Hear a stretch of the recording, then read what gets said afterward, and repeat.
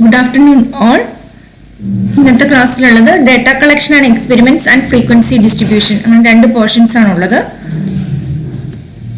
First നമ്മൾ ഇത് മെയിനായിട്ടും സ്റ്റാറ്റിസ്റ്റിക്കൽ ഏരിയ എന്നുള്ള പോർഷനാണ്.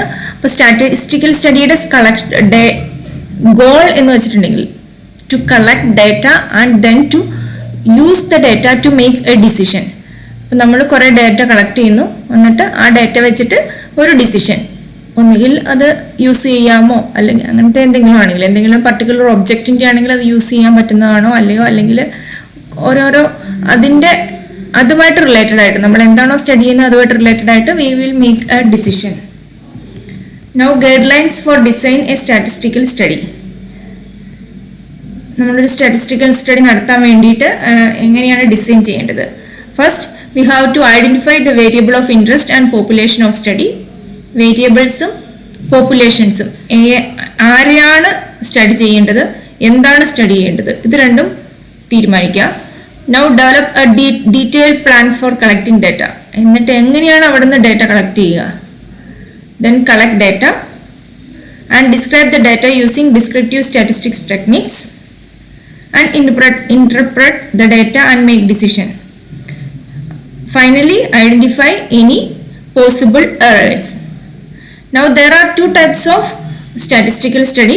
First one is observational study and an experiment. നമ്മൾ ഒരു കാര്യം രണ്ട് ടൈപ്പാണ് സ്റ്റഡി ചെയ്യാനുള്ളത്. അപ്പോൾ ഒന്നെന്ന് വെച്ചിട്ടുണ്ടെങ്കിൽ ഇപ്പം എലക്ഷൻ നടക്കണു, നമ്മളവിടെ ഒന്നും ചെയ്യണ്ട, ജസ്റ്റ് ഒബ്സർവ് ചെയ്താൽ മതി എന്താണ് റിസൾട്ട്. പക്ഷെ ഒരു എക്സ്റ്റേണൽ ഫാക്ടർ എക്സ്പെരിമെൻറ്റിൽ ഇപ്പോൾ ഒരു വൈറ്റമിൻ ഡിയുടെ ഇമ്പാക്റ്റ് ഒരാളിലുള്ളത് എങ്ങനെയാണ്, നമ്മൾ വൈറ്റമിൻ ഡി സപ്ലിമെൻറ്റ് കൊടുക്കണു, അതിൻ്റെ റിസൾട്ട് എങ്ങനെയാണെന്ന് നോക്കുന്നു. അപ്പം നമ്മൾ ആ ഒരു എക്സ്റ്റേണൽ ഇതുള്ളതാണ് experiment. So in an observational study a researcher does not influence the responses. ഒബ്സർവേഷനിൽ നമ്മൾ ഒരു ഇൻഫ്ലുവൻസും കൊടുക്കുന്നില്ല. In an experiment researcher deliberately applies a treatment before observing the responses. In an observational study, a researcher observes and measures characteristic of interest of part of a population but does not change existing conditions. Now, in performing an experiment, a treatment is applied to a part of population called a treatment group and responses are observed. നമ്മൾ ഒരു ഗ്രൂപ്പിന് treatment ചെയ്തിട്ട് അതിൻ്റെ response എടുക്കുന്നു. Example, the effect of a new medicine in a patient is an experiment. The result in an election is an observation. Now there are two methods for collecting data. First one a simulation. Simulation എന്ന് പറഞ്ഞിട്ടുണ്ടെങ്കിൽ actually ആ situation ഇല്ല, we are creating that situation artificially or that's the simulation. സാധാരണ നമ്മൾ കമ്പ്യൂട്ടറൊക്കെ വെച്ചിട്ടാണ് ചെയ്യുന്നത്. A simulation is the use of mathematical or physical model to reproduce the condition of A situation or process. Collecting data using involves computers. ഇപ്പം എന്തിൻ്റെയെങ്കിലും ആദ്യം result apply ചെയ്യുന്നതിന് മുമ്പ് നമ്മൾ ഒരു ലാബ് സ്റ്റഡി, അതാണ് സിമുലേഷൻ. സർവേ എന്ന് വെച്ചിട്ടുണ്ടെങ്കിൽ a survey is an investigation of one or more characteristic of the population. Most often surveys are carried out on people by asking them questions. The most common type of surveys are done by interview, internet, email or phone. അപ്പോൾ ഒന്ന് artificially create ചെയ്തിട്ടുണ്ടാവുന്ന simulation. Survey എന്ന് വെച്ചാൽ direct നമ്മൾ അവരോട് ചോദിച്ച് മനസ്സിലാക്കുന്നു. അതിന് പല പല മെത്തേഡുകളുണ്ട്. ഒന്നുകിൽ ഇൻ്റർവ്യൂ ചെയ്യാം, അല്ലെങ്കിൽ ഇൻ്റർനെറ്റിൽ ഇപ്പോൾ ഗൂഗിൾ ഫോംസ് ഒക്കെ ഉണ്ട്, ഗൂഗിൾ ഫോംസ് വഴി പറ്റും. മെയിലിൽ ചെയ്ത് കൊടുക്കുക, അല്ലെങ്കിൽ വിളിച്ച് ഫോൺ ചെയ്തിട്ട്. So many types of surveys are there. No some usually use ചെയ്യുന്ന കുറച്ച് ഡെഫിനീഷൻസ് ആണ്. റെപ്ലിക്കേഷൻ. റെപ്ലിക്കേഷൻ എന്ന് വെച്ചിട്ടുണ്ടെങ്കിൽ replication is the repetition of experiment under the same or similar conditions. എത്ര തവണ ആ എക്സ്പെരിമെൻറ്റിൻ്റെ എത്ര തവണ റിപ്പീറ്റ് ചെയ്തു, that's a replication. And census is a count or measure of an entire population. Taking a census provides complete information, but it is often costly and difficult to perform. Census എന്ന് പറഞ്ഞിട്ടുണ്ടെങ്കിൽ നമ്മൾ എല്ലാവരുടെയും, ഇപ്പം ഇവിടെ നമ്മൾ census എടുക്കാൻ കഴിഞ്ഞാൽ എല്ലാ വീട്ടിലും പോയി എല്ലാവരുടെയും ഡേറ്റ എടുക്കണം. അതാണ് സെൻസസ്. ഒരു കുറച്ച് പേരുടെ എടുക്കുമ്പോൾ അത് സാമ്പിളിംഗ് ആണ്. That's not a census. Now sampling is a count or measure or of part of a population. കുറച്ച് പേരിൽ നിന്ന് ഡേറ്റ എടുത്തിട്ട്. എക്സിറ്റ് പോളൊക്കെ സാമ്പിളിംഗ് ആണ്. സെൻസസ് എന്ന് പറഞ്ഞാൽ മുഴുവൻ ആൾക്കാരുടെയും, അത് ഇലക്ഷൻ ഇപ്പം മുഴുവൻ ആൾക്കാരുടെയും റിസൾട്ട് എടുക്കുന്നുണ്ട്. അല്ലെങ്കിൽ ആൾക്കാരുടെ സെൻസസ് എടുക്കുമ്പോൾ എല്ലാ വീട്ടിലും എല്ലാവരുടെയും ഡേറ്റ എടുക്കണം. So that's a census. സാമ്പിളിങ്ങിൽ കുറച്ച് പേരുടെ. റെപ്ലിക്കേഷൻ എന്ന് വെച്ചിട്ടുണ്ടെങ്കിൽ എത്ര തവണ നമ്മൾ സെയിം കണ്ടീഷൻസ് വെച്ചിട്ട് സെയിം എക്സ്പെരിമെന്റ് റിപ്പീറ്റ് ചെയ്ത് നോക്കുന്നു. Now randomness. Random sample is one in which every member of the population has an equal number of being selected. എല്ലാം സെലക്ട് ചെയ്യാനുള്ള നമ്മൾ വെറുതെ പോയി എടുക്കുന്നു. അപ്പോൾ എല്ലാവർക്കും ഏത് വേണേലും സെലക്ട് ചെയ്യാം. So equal chance of being selected. Now simple random sample. A simple random sample is a sample in which every possible sample of same size has the same chance of being selected. ആദ്യത്തേൽ നമ്മൾ അതിൻ്റെ സൈസിനെ കുറിച്ച് ബോധേഡായിരുന്നില്ല. ഇപ്പം എല്ലാം equal സൈസിൽ same size has the same chance of being selected. Now next definition is frequency distributions. A frequency distribution is a table that shows classes or intervals of data. Entries with a count of the number of the frequency. The frequency f of a class is the number of data entries in the class. എത്ര പേരുണ്ട്? അവിടെ എന്തോ ഒരു missing വന്നിട്ടുണ്ട്. ഞാൻ എടുത്തു കഴിഞ്ഞപ്പോൾ.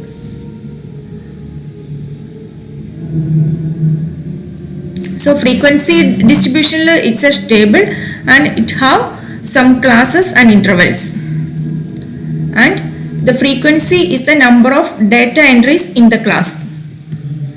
And class limit, each class അതിലെ ഓരോ ഫ്രീക്വൻസിക്കും ഓരോ ക്ലാസ് ഉണ്ട്. It has an upper limit and A lower limit, and it has width is the distance between two consecutive lower limits or upper limits.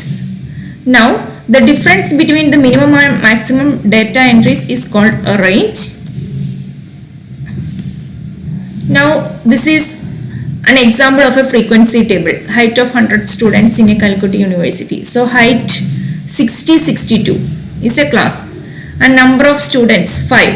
So the frequency of the class 60-62 is 5. So first class is 60-62, next class is 63-65. Here the interval is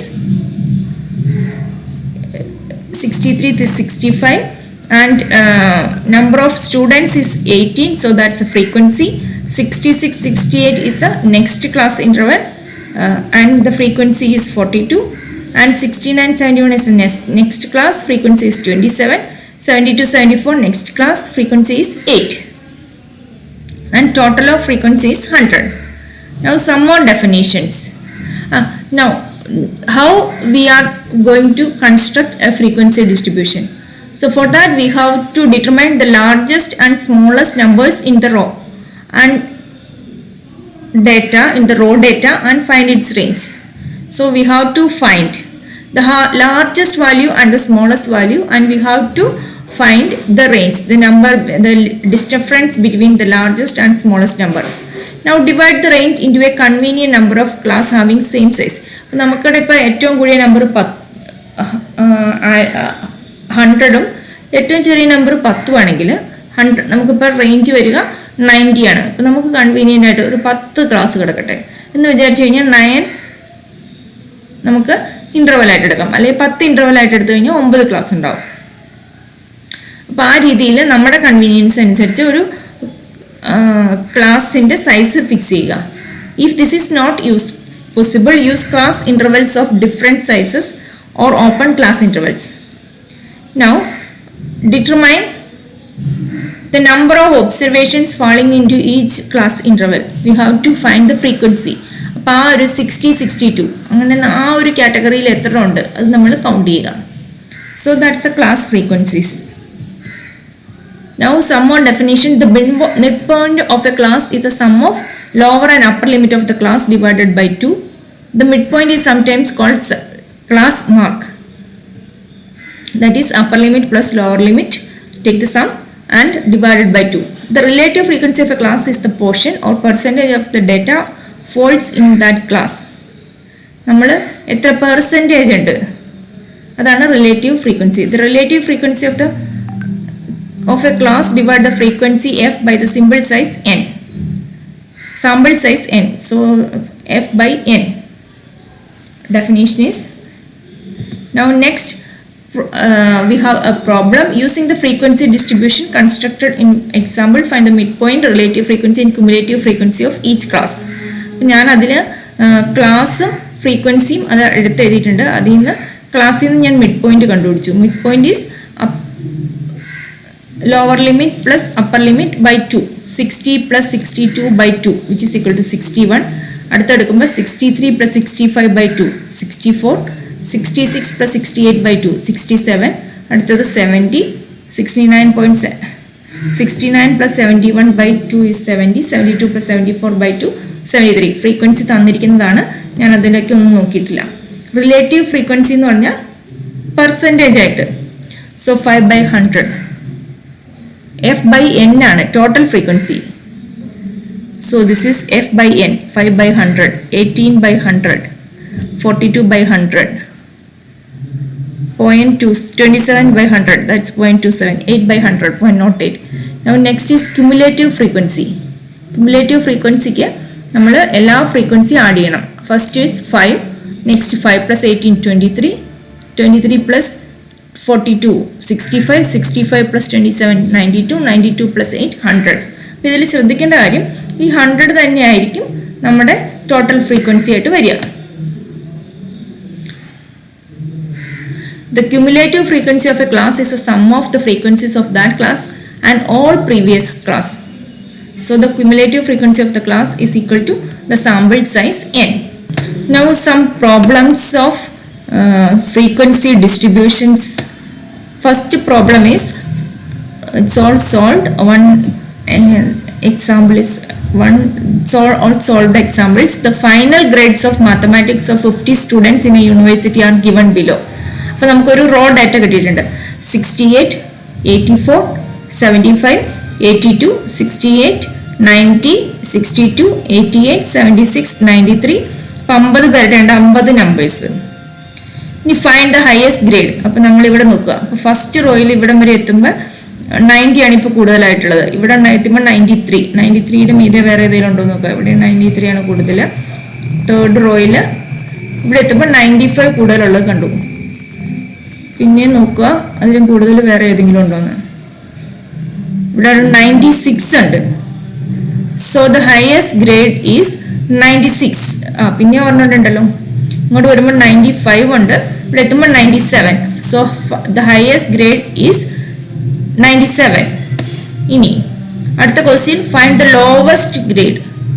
ഇവിടെ നോക്കുമ്പോൾ 68 ആണ് ഇവിടെ ഏറ്റവും ചെറുത്. ഇനി ഇങ്ങോട്ട് പോരുമ്പോൾ വീണ്ടും 62 ആയി. അതിലും താഴെ ഉണ്ടോ എന്ന് നോക്കുക. അടുത്ത റോയിൽ നോക്കുക, ഇവിടെ എത്തിയപ്പോൾ 60 ആയി ചെറുത്. വീണ്ടും നോക്കുക, വീണ്ടും 60.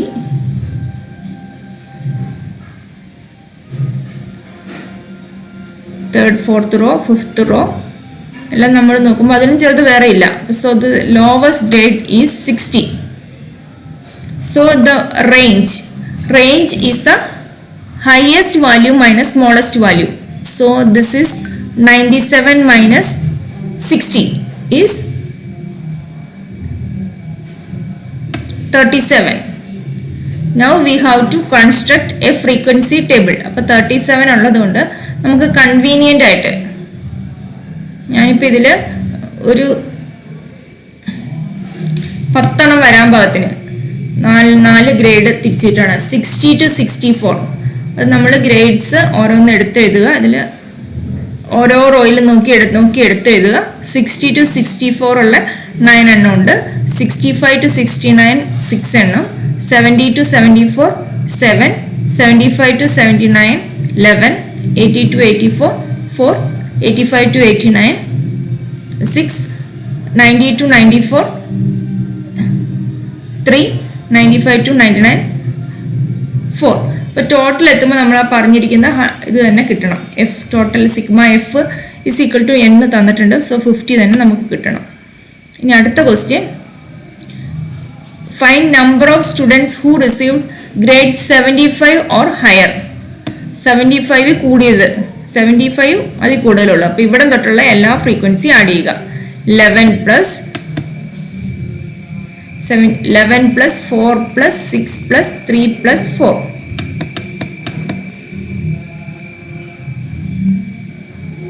Which is equal to 28.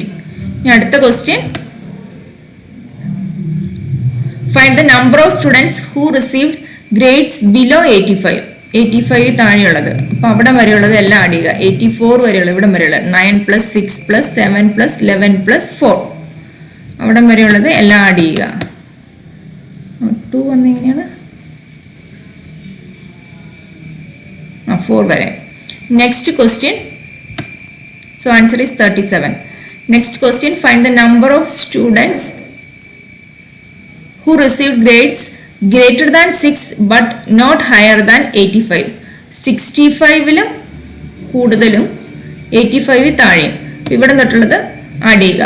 6 plus 65ന് മീതെയുള്ളത് add ചെയ്യുക. 6 തൊട്ടിട്ട് ഇവിടുന്ന് വന്നു കഴിഞ്ഞാൽ ഇവിടം വരെയുള്ളത് ഈ 85ന് തുടങ്ങുന്നിടം വരെയുള്ളത് ആഡ് ചെയ്യുക.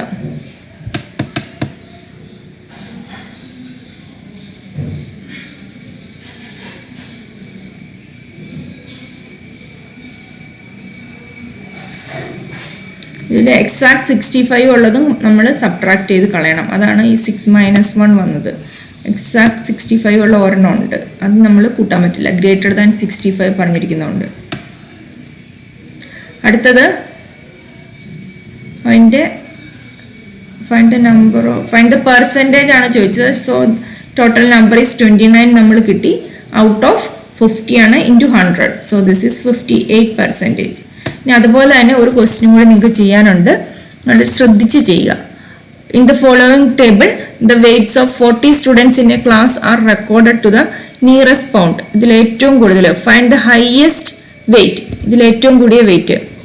സോ ഫസ്റ്റ് റോ നമ്മൾ നോക്കി വരുമ്പോൾ ഇവിടെ എത്തുമ്പോൾ 164 ആണ് കൂടുതൽ. അതിലും കൂടിയ വെയ്റ്റ് ഉണ്ടോ? ഇവിടെ ഒന്നും കിട്ടിയില്ല. ഇതിൽ സെക്കൻഡ് റോയിലില്ല. തേർഡ് റോ എത്തുമ്പോൾ 168 ആണ് ഹയസ്റ്റ്. തേർഡ് ഇവിടെ എത്തുമ്പോൾ 176. അടുത്തതിൽ അതിന് മീതിയൊന്നുമില്ല. 176 is the highest grade. Next is smallest, lowest. ഇതിൽ നോക്കുക ലോവസ്റ്റ് ഏതാണെന്ന് ചെക്ക് ചെയ്യുക. വേണ്ടിയിട്ട് ഇവിടെ നിന്ന് ചെക്ക് ചെയ്യുമ്പോൾ 138, ഇവിടെ എത്തുമ്പോൾ 132 ആണ് ലോവസ്റ്റ്. ഇവിടെ എത്തുമ്പോഴത്തേക്കും 125 ലോവസ്റ്റ് ആയി. ഇവിടെ എത്തുമ്പോഴേക്കും 176 ലോവസ്റ്റ് അല്ല 125 ആയിരുന്നു. അതിൽ ലോവസ്റ്റ് ആയിട്ട് 119 ഉണ്ട്. 119 ലോവസ്റ്റ്. ഇങ്ങോട്ട് വരുമ്പോൾ അതിലും ലോവസ്റ്റ് ഒന്നുമില്ല. അപ്പോൾ അതാണ് രണ്ടും കളർ ചെയ്തേക്കുന്നത്. 176 ഹയസ്റ്റും 119 ലോവസ്റ്റ്. ഇനി അത് തമ്മിലുള്ള ഡിഫറൻസ് കാണുക. That's the range. ഇനി അതിൻ്റെ ഫ്രീക്വൻസി ടേബിൾ. അപ്പോൾ അത് നമ്മൾ സബ്ട്രാക്ട് ചെയ്ത് കഴിയുമ്പോൾ 76 minus 19. So we will get ഒരു 55 ഒക്കെ അടുത്ത് വരും. 55 വരാൻ പാകത്തിന് 55 ആണ് റേഞ്ചിലുള്ളത്. അപ്പം നമുക്ക് ഒരു 5 ഡിഫറൻസിൽ വല്ലതും ചെയ്യാം. ഒരു ടേബിൾ ക്രിയേറ്റ് ചെയ്യുക, അതിൻ്റെ ഫ്രീക്വൻസി എടുത്തെഴുതുക. നിങ്ങൾ അതിൻ്റെ ലിമിറ്റ് 17 നമ്മളിപ്പോൾ എടുക്കുന്ന 5 ആണെങ്കിൽ 119 to 124 ഒരു category.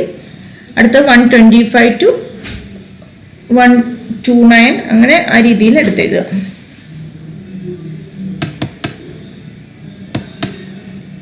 Next question. Again we have a solved example. Consider the following frequency distribution of weekly wages of 65 employees in a company. So we have wages and number of employees. Find the lower limit of 6th class.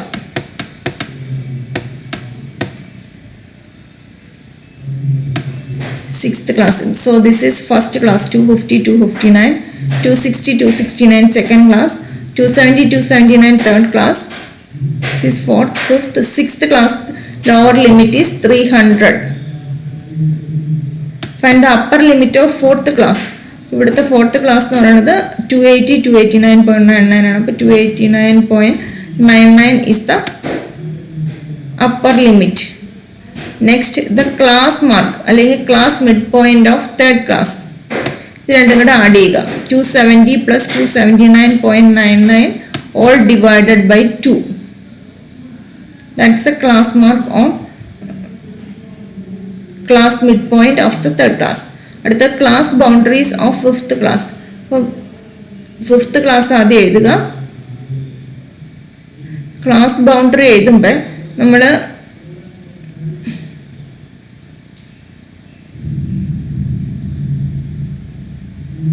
അതിൻ്റെ കൂടെ അതായത് ഒരു class boundary എന്ന് പറയുമ്പോൾ അതിൻ്റെ അകത്ത് നമുക്ക് ഈ ക്ലാസ് ഇൻ്റർവെൽ വെച്ചിട്ടല്ല അത് എഴുതുക. അത് ഒരു ക്ലാസ് ലിമിറ്റ് അപ്പർ ലിമിറ്റും ഓഫ് ക്ലാസ്സും ലോവർ ലിമിറ്റ് ഓഫ് നെക്സ്റ്റ് ക്ലാസ്സും കൂടെ നമ്മൾ കോയിൻസൈഡ് ചെയ്യണം. അത് ചെയ്യാൻ പാകത്തിന് അത് രണ്ടും കൂടെ ആഡ് ചെയ്തിട്ട് ഡിവൈഡ് ബൈ 2 ചെയ്യും. അപ്പോൾ ഫിഫ്ത്ത് ക്ലാസ്സിൻ്റെ ലോവർ ലിമിറ്റ് ഈസ് 290.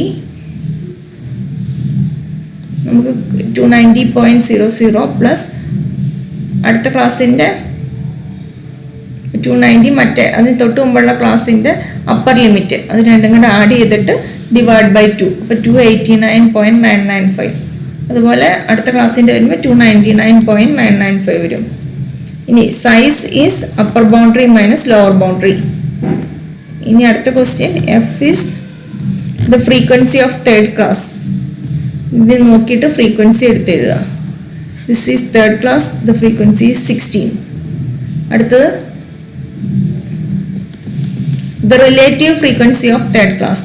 അപ്പോൾ റിലേറ്റീവ് ഫ്രീക്വൻസി കാണാൻ വേണ്ടിയിട്ട് ഡിവൈഡഡ് ബൈ ടോട്ടൽ ഫ്രീക്വൻസിയാണ് വേണ്ടത്. 16/65 ഇൻ 16/65. This is 0.246. അടുത്തത് the class interval having highest frequency. ഇത് നോക്കിയിട്ട് ഹയസ്റ്റ് ഫ്രീക്വൻസി ഉള്ളത് എവിടെയാന്ന് നോക്കുക.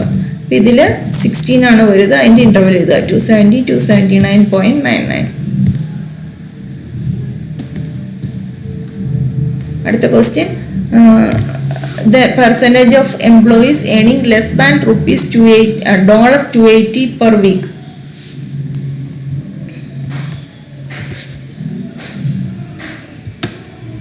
$280 താഴെയുള്ളത് നമുക്കിത് നോക്കിക്കഴിഞ്ഞ് കഴിഞ്ഞാൽ ആദ്യത്തെ 3 ഇൻ്റർവെല്ല് 8 + 10 + 16. That's the value. അടുത്തത് അതിൻ്റെ ടോട്ടൽ നമ്പർ ഓഫ് എംപ്ലോയീസ് അതാണ് 8 + 10 + 16. എന്നിട്ട് അത് ആഡ് ചെയ്യുക. അല്ല, അതിൻ്റെ പെർസെൻറ്റേജ് കാണാൻ വേണ്ടിയിട്ട് divide by total number of employees 65 × 100. So 52.3. ഇനി അടുത്ത question number of employees earning less than $300 and per week at least $260 per week is. അതിൻ്റെ രണ്ടിന് ഇൻ ബിറ്റ്വീൻ ഉള്ളത് ആഡ് ചെയ്യുക.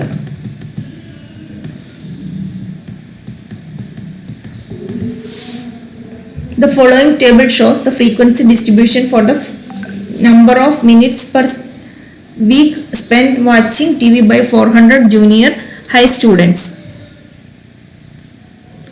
So 300 to 399 14, 400 to 499 46, 500 to 599 58, 600 to 699 76, 700 to 799 68, 800 to 899 62, 900 to 999 48, 1000 to 1099 22, and 1100 to 1199 is 6.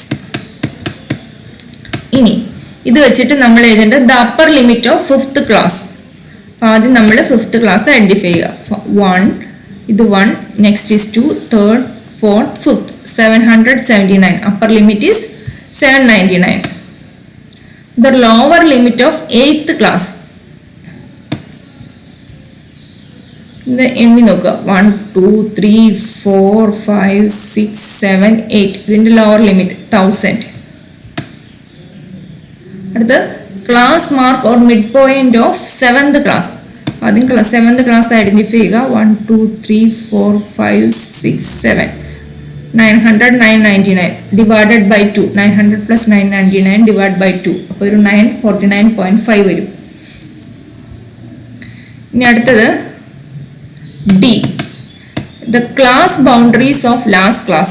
ഇവിടെ നമുക്ക് അതിൻ്റെ തൊട്ട് മുകളിലുള്ള ക്ലാസ്സുമായിട്ട് അത് അതിൻ്റെ ക്ലാസ് ബൗണ്ടറി സെയിം ആവുന്നില്ല. അപ്പം നമുക്ക് അതിന് വേണ്ടിയിട്ട് അത് തമ്മിലുള്ള ഡിഫറൻസ് 1099 1100 തമ്മിലുള്ള ഡിഫറൻസ് ഇസ് 1/2 കൊണ്ട് സബ്ട്രാക്ട് ചെയ്യുക ലോവർ ലിമിറ്റിൽ. അപ്പം 1099.5 അപ്പർ ലിമിറ്റിൽ അത് ആഡ് ചെയ്യുക 1199.5. Now the class interval size, it is 99. The frequency of the fourth class in the frequency is 76. The relative frequency of,